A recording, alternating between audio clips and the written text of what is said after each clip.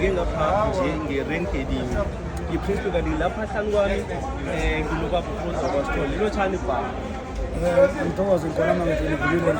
kanti mphefumulo manje siyathokoza nandi ibhigiri uyazibonela ngewakha mehlo uzizwa njani ukuba mlaleli womrhatsho owenza izinto ezibukwa kangaka ngizizwa ngithabe khulu ngijabule khulu lebhigiri naso ke sayibamba somedwi sayiphakamisa njengebhakaniya sathi ibhibhi sayiphakamisela phezulu hayikhona manje ngithanda khulu umrhatsho mani njengoba uzile nje mara isikhathi siba sincane nolothi awara lonke nabakhuluma bakhe bakhulume ngisiwayiba isikhathi bathi bajabule khulu ukungibona ngingene ngakwami wena ngiyazakala siyathokoza abarhatshi bakhona lapha ngifuna omunye nomunye azitsho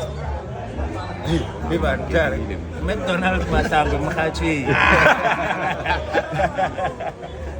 Gushba Gesh ngibizwa sabelo umkhatsho bakhona bavezi uThobile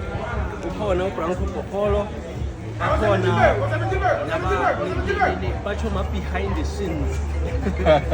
umkhatsho othandwako enarheni iKwekwezi FM ukhanya